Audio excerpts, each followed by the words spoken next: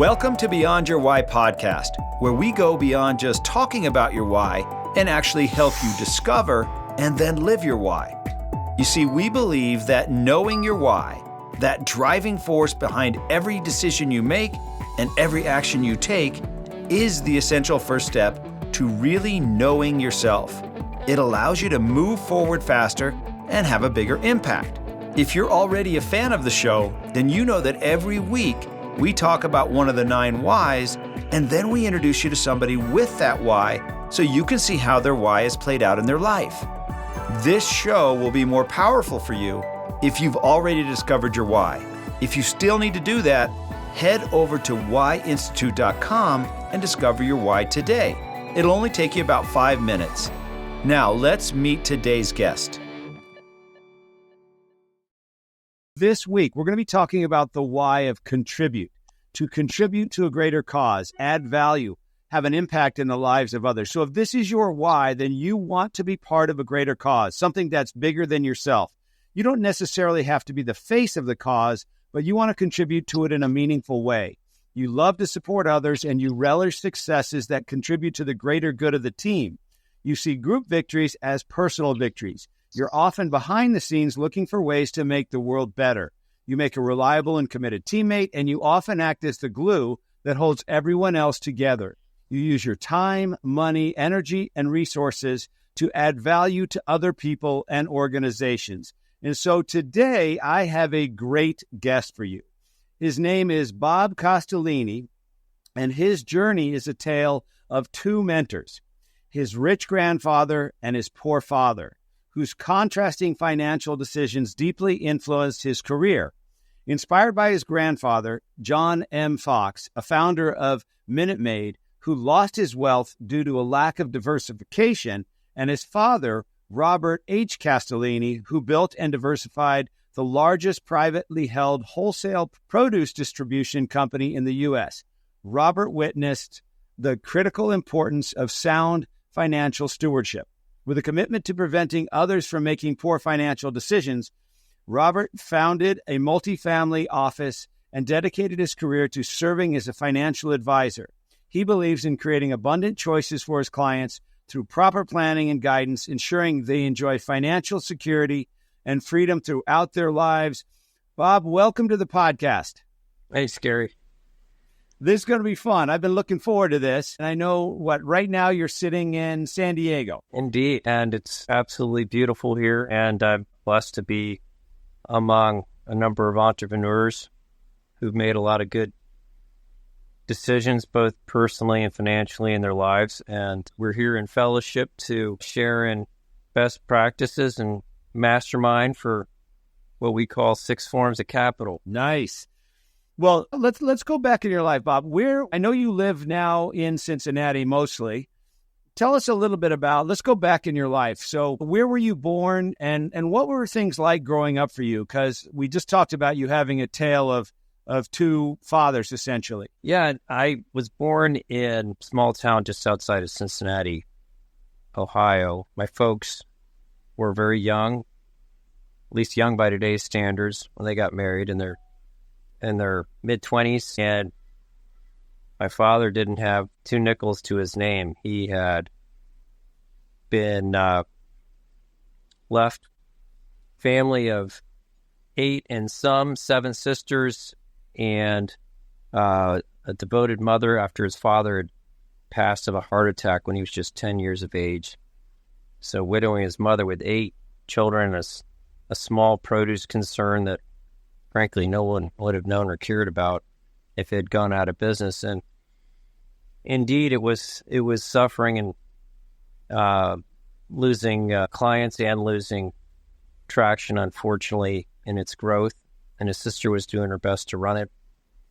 He got a letter while he was in grad school asking him to come back and try to save the family business, which just had a handful of employees and a few delivery trucks. And so he did not finish writing his thesis. He left grad school to go back and try to save the family farm, as you would say. So, you know what? Maybe we ought to go back even further, because as we talked about in your introduction, your grandfather was kind of the opposite end of the story. He was very wealthy and then died with very little. So how did that happen? Let's talk. You okay going back to that, to your grandfather?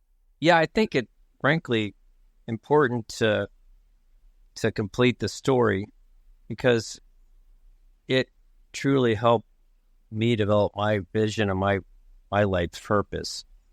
I call it the Tale of Two Cities because, yes, indeed, my mom's father, who was born of English immigrants who were both artists, put himself through college repairing motorcycles, was fortunate to have a job during the Great Depression selling IBM punch card machines, primarily to government entities, and he wound up working for a think tank during the Second World War effort and leading up to it, looking on food preservation science at that time. The war effort required, as we would know them today, but it would have been known as C rations and K rations back then, and they had to be preserved and be able to withstand high and low temperatures in the field, and their laboratories were developing the sciences to preserve that food and keep it shelf ready. At that time, there was no refrigeration, but shortly after the war, refrigeration was coming to. That's what was important to his story because they had to take some products to market after their biggest client reduced orders after the war. So they took what was a powdered orange juice and brought it to market in a concentrated form rather than a completely freeze-dried form, because my grandfather said as they tried to reconstitute it from freeze-dried form, it smelled like a wet dog and tasted far worse. So in short, they named it Minute Maid, took it to market, had no marketing budget, and gave Bing Crosby's script writers for his radio show shares in the company. They wrote a lot of their ads into his show, and lo and behold, America started getting refrigeration, and the average American household at that time had 2 to 3 kids and 2 very busy parents, so the opportunity to make fresh orange juice was not availed, and concentrated orange juice became a household item. Yep. I had it. I grew up on it. And it's a fun story. My grandfather was a masterful marketer. He sold the company to Coca-Cola. If you can imagine getting Coca-Cola shares in the early 60s. Warren Buffett was buying up company shares not too long after, and it's always been one of his top holdings at Berkshire Hathaway. My grandfather took all his stock and sold it when he was hired by United Fruit, which you would know today as Chiquita, and put all his money into Chiquita because that's what a good company man did. So unfortunately, that was one of his first diversification decisions that cost him later, as Chiquita, then United Fruit, United Brands stock plummeted from 3 digits to a single digit and a hostile takeover. And he lost most of his fortune in that decision. That's, I'm sure. And how did he take it personally? Yeah, my grandfather was an ideasman. He was a masterful marketer, and he was a phenomenal visionary and charismatic leader. But the idea of having lots of advisors and diversified assets, he wanted his net worth to be tied up in the company he was running. That's what a good company man did in those days. And your whole pension, really everything was tied to the stock in those days. It was all restricted. And it was just understood and accepted. He's a resilient guy. He never fully recovered from it. While he served on a number of boards, they didn't have the kind of company pensions in those days that we see today. I think his pension was all about $60,000 a year, which even in today's dollars would have been pretty marginal, and he had very little equity to fall back on. I remember my grandmother used to love to buy these little beach cottages and fix them up and flip them, and she wanted to hold on to a few in New England before they moved. And he said, "Why would you want to own a bunch of toilets? You're just going to maintain toilets." And a little cottage she had purchased for $50,000 was maybe worth $70,000 he encouraged her to sell, which she did. 30 years later, she got a note from the realtor saying it had just sold for $6 million. And that alone would have provided ample retirement funding. But sadly, they had very little, and my parents were supporting them in their last 6 to 12 months of life. And he passed away at what age? They were in their mid-90s, so they lived a good long life. And that's really more the norm today. We're certainly seeing people live well beyond 90, and longevity has become a focus. So when he was at his wealthiest, how old was he? I would say he was in his mid-60s. Okay. At his peak, yeah. And he was on IBM's board. He was on Rollins College board and a number of other Colgate's board, Colgate University in New York, and a number of other companies, Waste Management. He had a very colorful career and post-career, but sadly, just did not have a comprehensive, holistic life plan or wealth plan. He didn't surround himself with a tribe of mentors or advisors. Wow. Okay, and then that led to your dad. So your dad started out at the other end of the spectrum. My father was one of 8 children. His father died of a heart attack, and his mother was widowed with 8 children. He was just 10 years of age. His sister did her best to run the company. And when he was in grad school, he got a letter from his mom saying, hey, we're going to close the company. It's in the red unless you can come back and work with your sister to help make it solvent, which he did at the age of 26, and he just got married to my mother. Between 26 and 30, worked alongside his sister, and then he bought out the company, and he implemented Rockefeller's vertical integration into what was a fragmented business. And if you remember, Rockefeller owned everything from the oil in the ground to the pumps at the gas station when he built Standard Oil. And my father saw an opportunity in the produce business to not fully integrate. So he didn't want to own the fields and he didn't want to own the stores, right? But fully integrate the supply chain between the two. And it was very fragmented. A lot of smaller produce distribution companies. He rolled it up along with a number of trucking, tractor-trailer company, Thermo King franchises, and built out a regional wholesale distribution, if you will, supply chain comprised of 23 operating companies and several thousand employees across the Midwest and Southeast. And so he took it from from bankrupt to, worth billions. I mean, just an amazing company that he built out over the course of how long did that take him? Yes, we never put a number on things, but yes, he did build a successful enterprise that he diversified into a number of other entities under the umbrella of a single family office that he built. So I don't know the exact number, but I would certainly say that it availed him a great deal of financial freedom, but the ability to make an impact.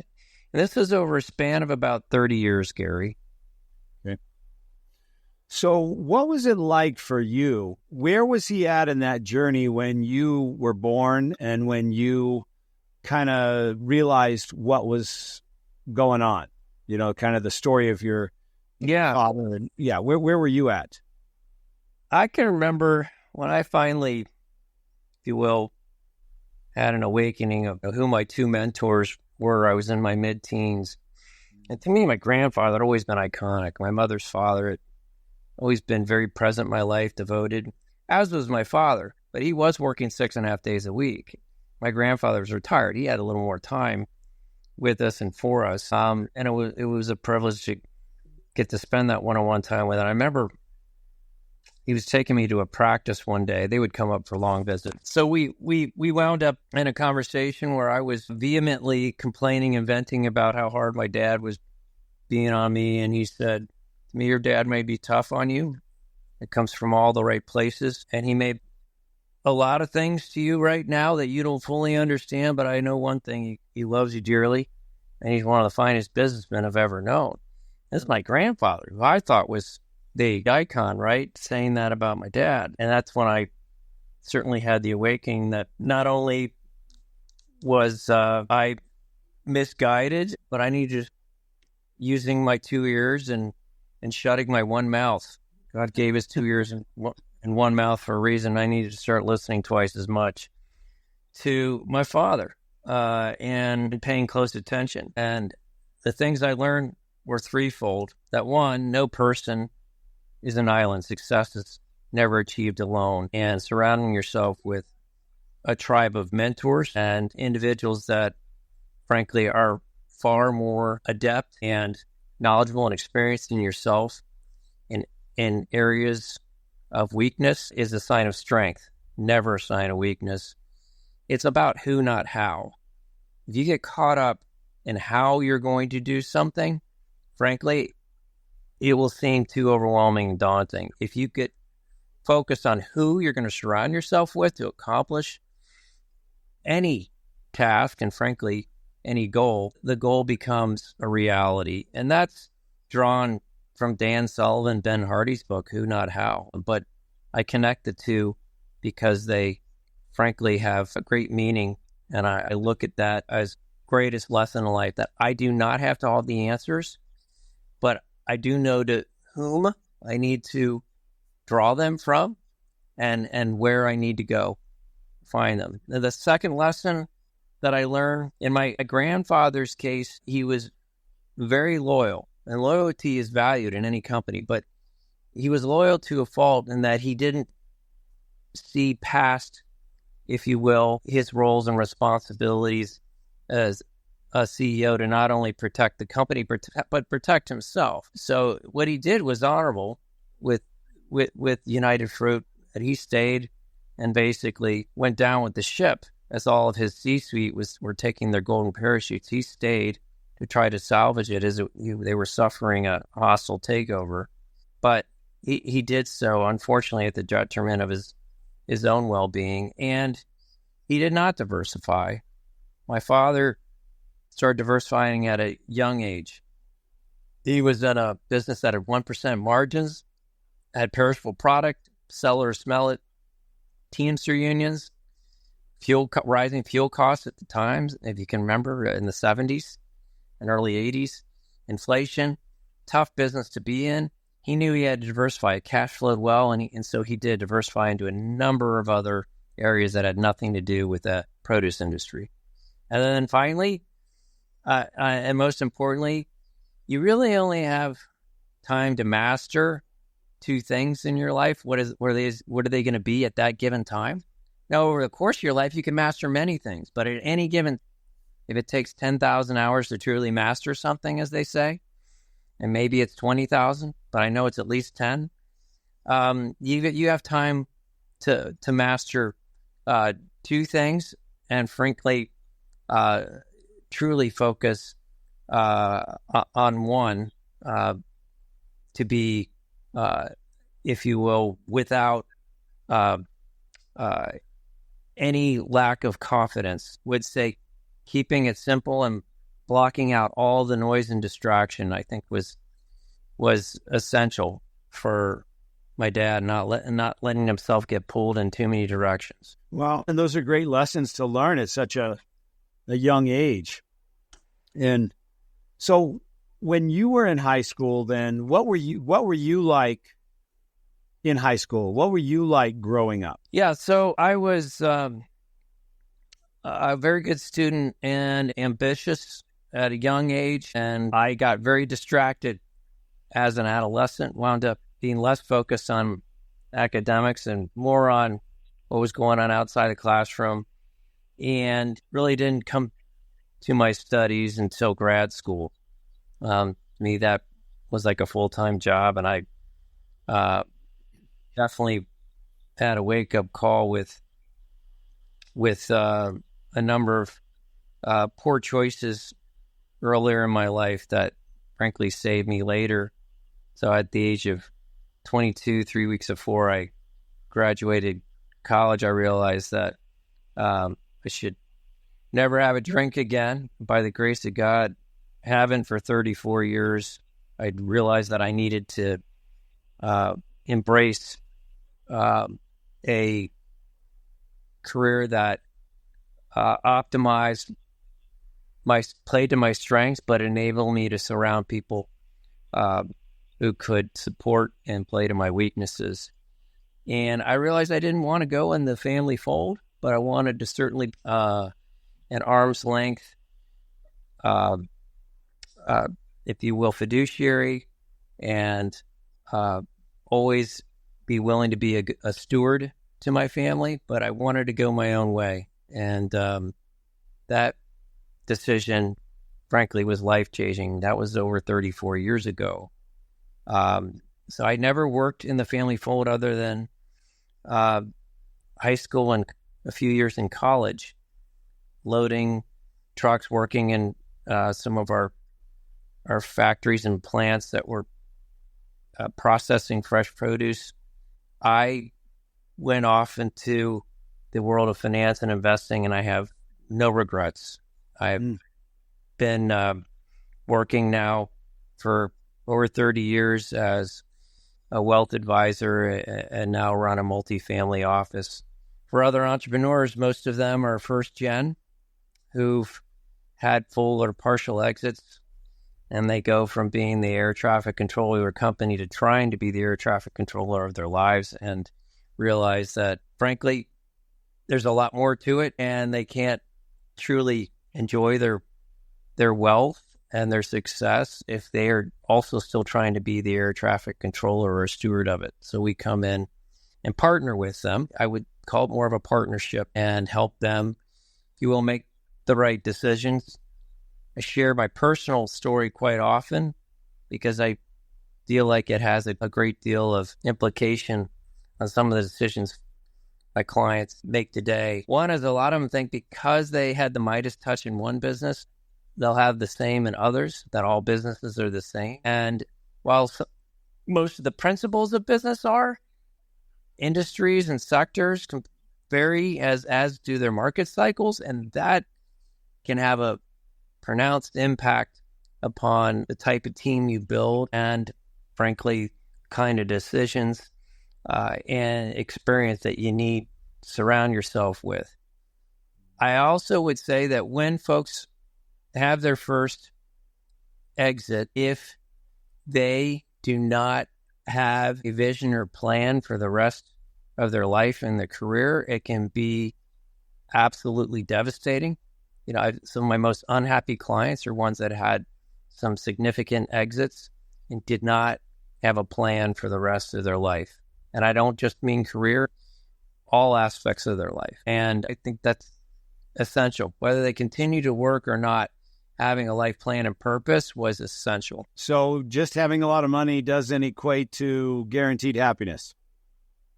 No, in fact, it's really a recipe for misery, because wealth without purpose and life without purpose is one that's going to, unfortunately, get filled ultimately by decisions and distractions that don't serve what makes us whole. What made us whole when we were running and building an enterprise isn't always what's going to make us whole again. And again, doing that evaluation, that self-reflection, having that self-awareness, I think is beyond essential. People don't do the work on themselves. They do all the work on the enterprise, the entity, the people that are working with them, for them, but they don't do the work on themselves. And there's a big void there. Their whole identity gets, unfortunately, enmeshed with whatever enterprise or practice they're building. So you've been down this path with a lot of people over the last 30 years. What have you seen? Like, if you could create a prescription for, you had your big exit, you've been the big dog, you got your big, bank account. How do they find their next phase? How do they find their purpose? What have you seen that works? for making sure the next phase of their life turns out to be something they're proud of? Yeah. Well, frankly, and this question wasn't positioned by you to in any way be self-serving. That I know, but I will tell you, until we discovered your process and Why Institute, we were using a number of different modalities, questionnaires, funnels, personality tests, but we didn't have one silver bullet, one simple solution. Your program helped us find a very streamlined, powerful, but simple solution that identified, if you will, 9 areas. We could then narrow down to 3 for our clients to truly drill down on their why and purpose. And most clients won't commit the time to working on themselves or doing that discovery work. I mean, an 8-minute questionnaire. As soon as I just say, look, it's just going to be an 8-minute questionnaire, and then we're going to do the rest, that is not overwhelming to anybody. And they download an app, complete the thing in minutes, and we deliver a powerful report thanks to your good work that really has been life-changing for people. So in all sincerity, and I know you weren't trying to drill down or funnel down to this point, but that has been a way for us to make this simple and powerful. What we were doing before was far more complex than it needed to be.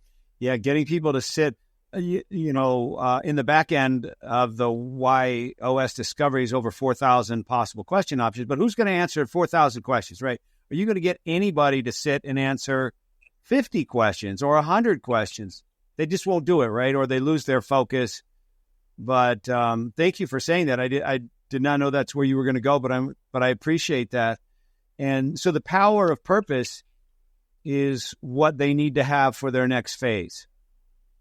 Absolutely. And whether that's in the for-profit or nonprofit world or in their family endeavors, whether you're going to go on to be a mentor, coach, or serve on nonprofit boards or for-profit boards, it doesn't matter. It's aligning your passions, interests, your values, your actions.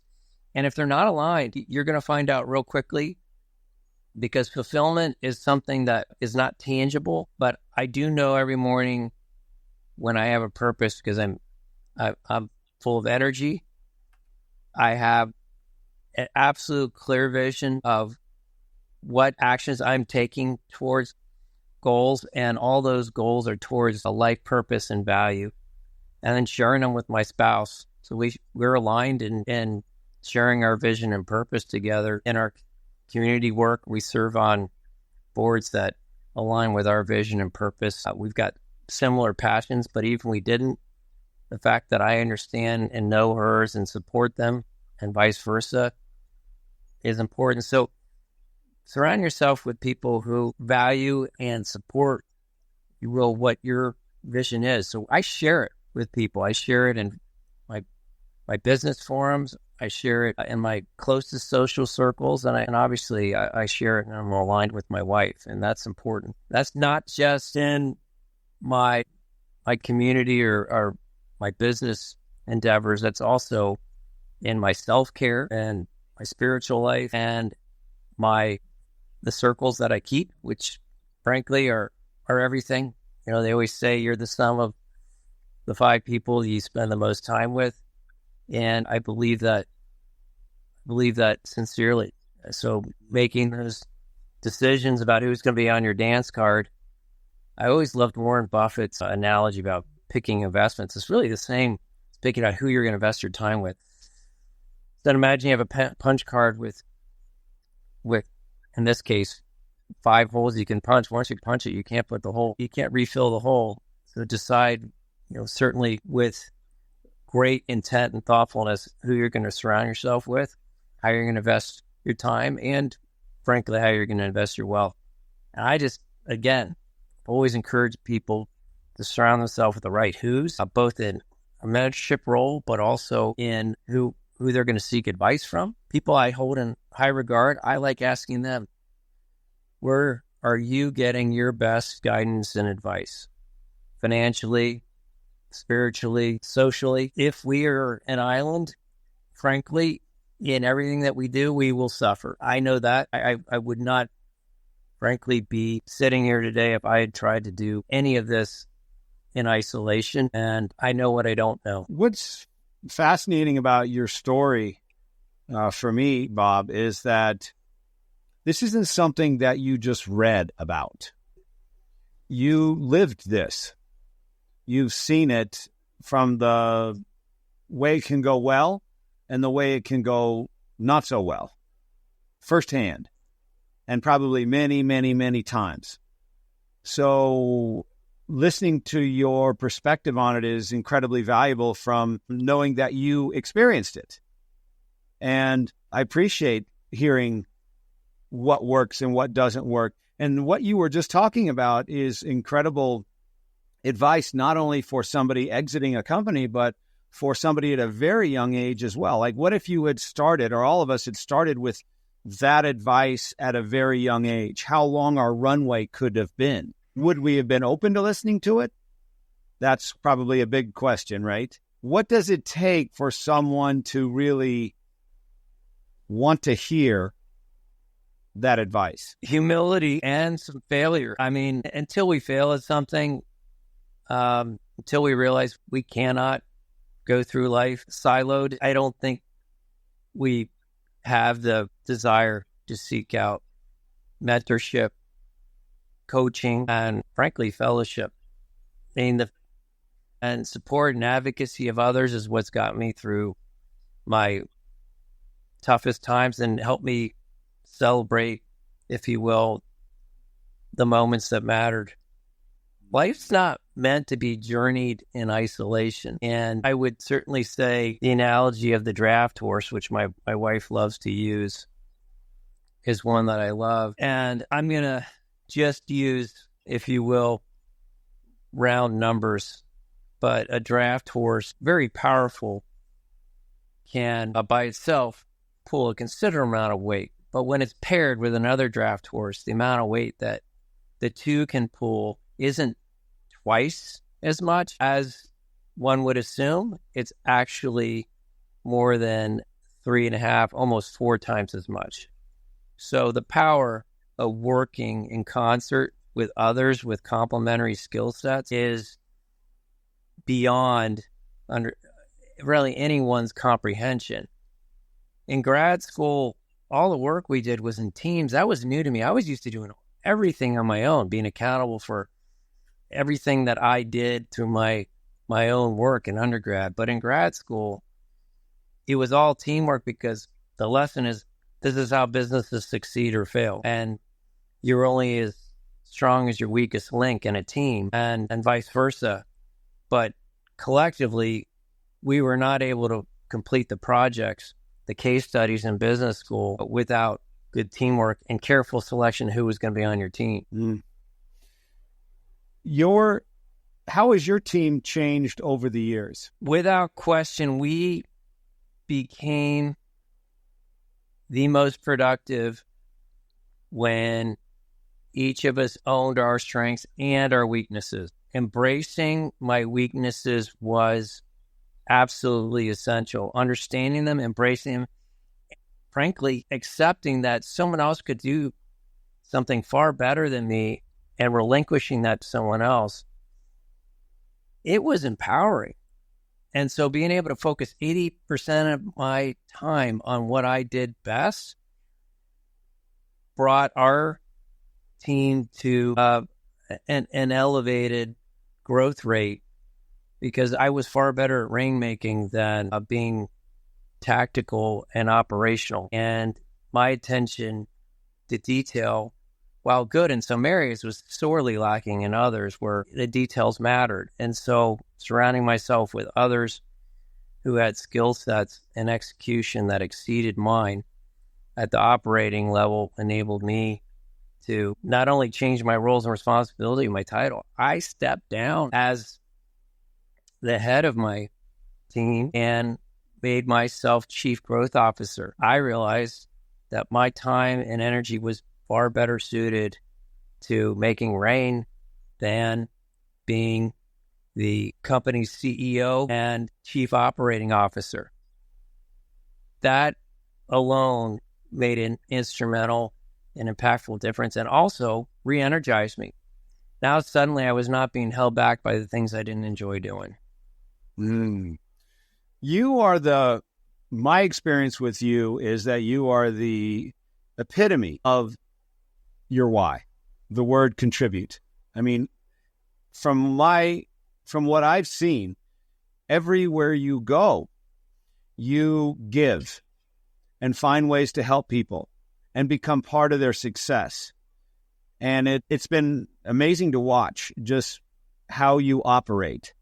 So it's like you're right in your zone. If I can find a way to help somebody, I will. Is that what kind of the conversation you have in your head, or how do you see that? Honestly, in recovery, we have an adage that says in order to keep something, you've got to give it away. So to keep sobriety, you have to give it away. That's 12-step work. And the 12th step is serving others who are new to the program or have had a relapse and are coming back to sobriety. And it's true of life. I mean, I would say recovery gave me tools for life. There is far more received in giving of time, talent, or treasury than, frankly, one could ever imagine. So having an abundance mindset, I think, is first and foremost. That if everyone has something to give and offers it freely without just serving self-interest, not only is the world a better place, but we're all more productive and better for it. We're all fulfilled, right? There's far greater fulfillment in serving others. Moreover, knowing what my weaknesses are, I think is essential and enable me to find the right who's to surround myself with to support those weaknesses and then play to my strengths. So my strength was building a portfolio of who's, and Gary, you're one of those. So individuals who have great specializations and skill sets far beyond my scope, who have invested the 10,000 hours mastering something that I don't have mastery skills in, and knowing when to bring them in to serve others. I mean, that's huge. So you gave me something after I took your why questionnaire, and I wear it every day. I mean, it literally never leaves my wrists. Read that on there, but it's my contribute bracelet, and I have it on every day. And I'll often forget it's on my arm, and then every once in a while I have to adjust it. It forces me to look down. Remember, that's my purpose. That's my why, and I'm able to contribute through the contribution of others that I've gotten to know, like yourself, and they've been able to impact a lot of people. So basically adding to my draft horse team has made my life far more impactful. I'm blessed to have a lot of who's like you that I'm surrounded by to bring in to the lives of others. I don't have to have all the answers. And frankly, for me, ego has a number of meanings. Ego generally gets someone in trouble. I've often heard the acronym that ego is edging God out to. I don't ever pretend to be someone that is going to have all the answers or be all-knowing, and my higher power keeps me humble every day. So I have to be mindful of the fact that I'm very human, I'm very susceptible to distraction, and very susceptible to thinking that I have all the answers, and it's far from it. I will forever need to surround myself with more who's and more resources that are far more knowledgeable than I am to help others. Do you remember back to when you realized that? Because, when you contrast that with what you were like when you first got into the financial services world. I think back to when I was brand new out of dental school. I was, looked so young, and I'm trying to prove myself, right? So I had the answer to everything. But as I remember when I retired from dentistry, one of the most valuable things that I could pass on to somebody as a dentist was the value in the words, "I don't know." Because after a career in dentistry of 30 years, I realized I don't know everything. I definitely don't know how everything's going to turn out. And that was so empowering for myself and for the conversations I could have with a patient. When was it that you learned, or maybe you always felt that way, but that, how valuable humility and not knowing everything and not having to have every answer? Yeah, I love that question, because I remember being so fearful that I didn't have all the answers coming out of grad school and going into a job where I had to get a number of licenses and designations. And I remember two people pretty much saying the same thing. One, my father saying to me, "Hey, don't think you're going to have all the answers coming out of grad school with your MBA. Frankly, you're going to realize what you don't know, but you will know how to find the answers. Like, you will pursue education to teach you how to find answers, but never think that you have them all. And if you're not always learning, and if you're not always seeking new information, the ever-changing dynamic world that you're in will absolutely humble you and pass you by." Secondly, as far as continued learning, we have to learn, if you will, on the job and outside the job. If I had just relied upon my company to give me all the training I needed and all the exposure I needed, it never would have been enough and would have been woefully mediocre at what I did.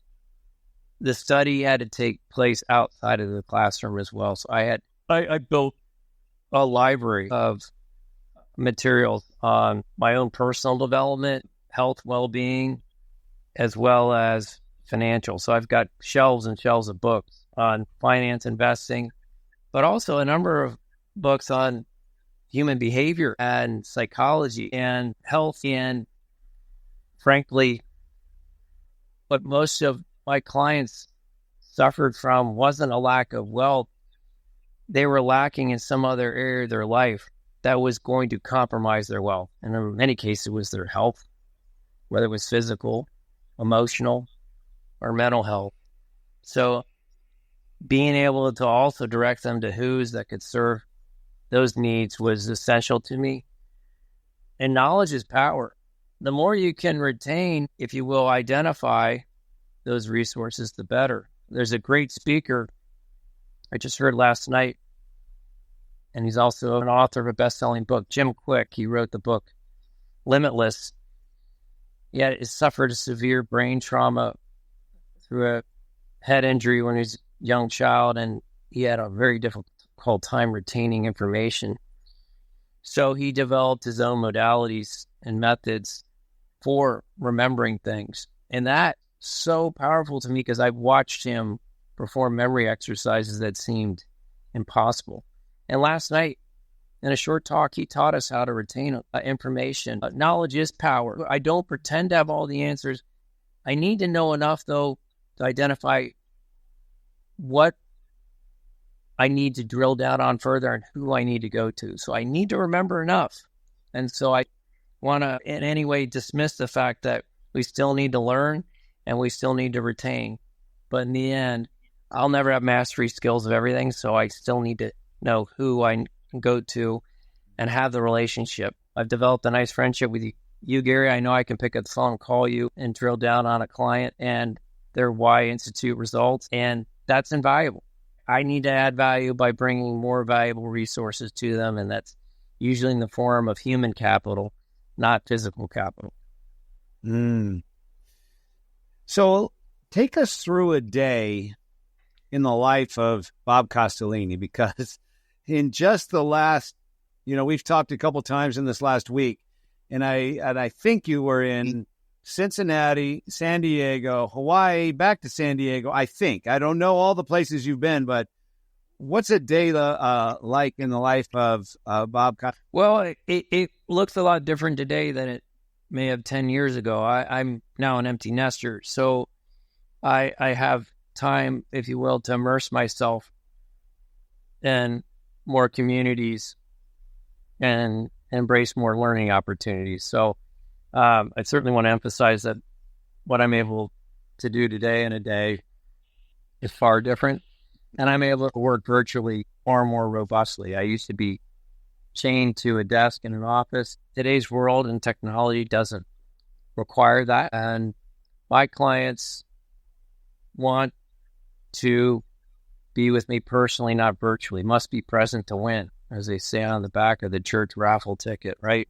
So I need to be present in my client's life. So I spend a lot of time being present with those clients that live across the United States. And I will plan my visits, if you will, in clusters, so I can go and see multiple clients in my travels. And then I'll have periods of time where I'm relieved to be just working from home. And every day is different in that I'm blessed to serve on a number of nonprofit boards as well. So I'm able to make an impact outside of my career.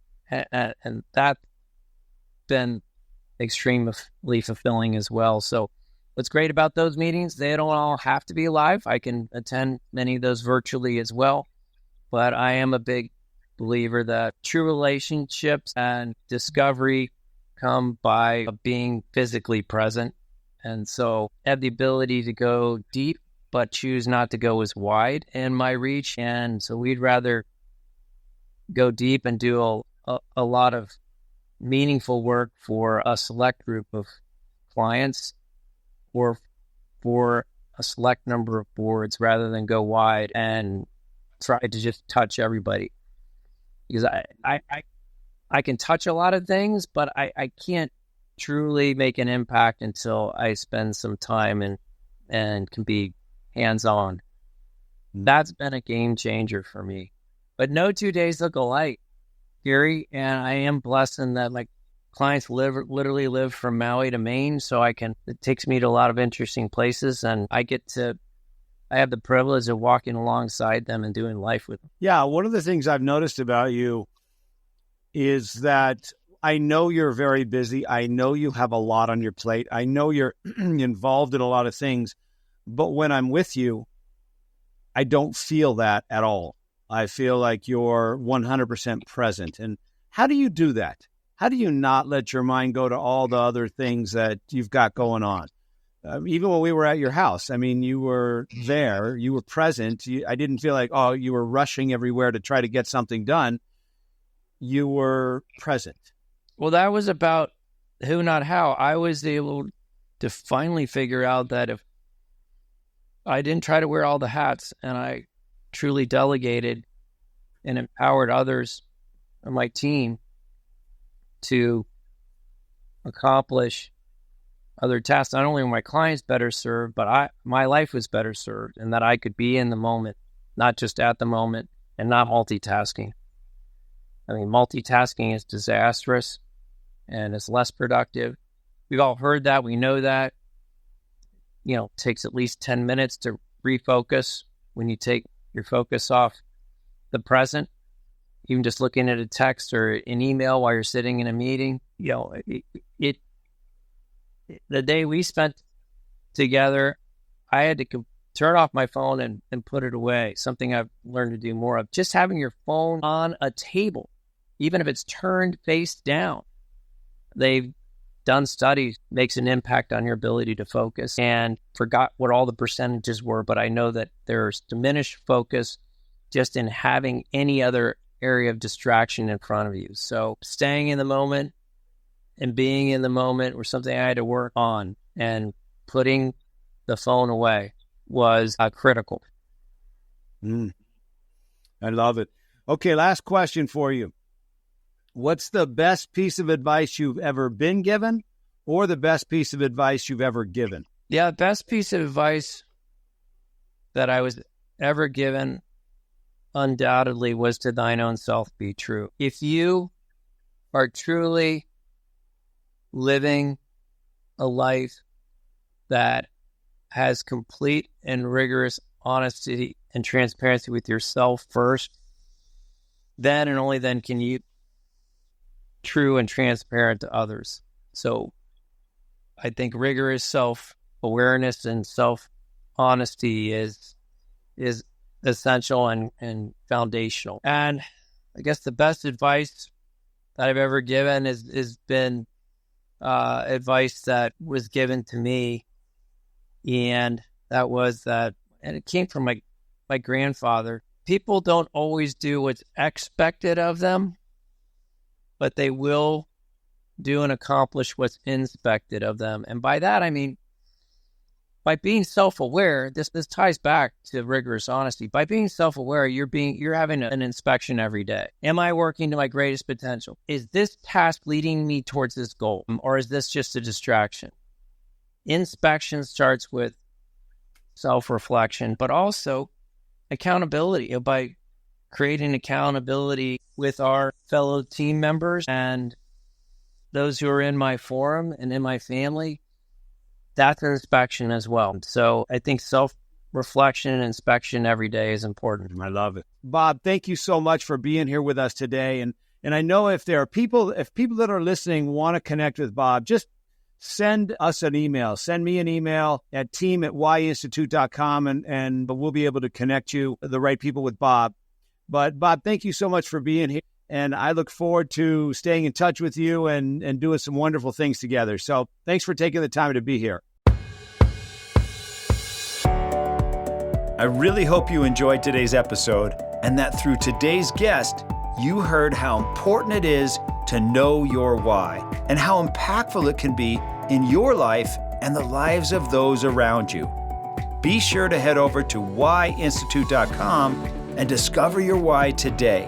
Remember, the more you know about yourself, the more you'll know about others. I'm Dr. Gary Sanchez, and I'll see you on the next episode.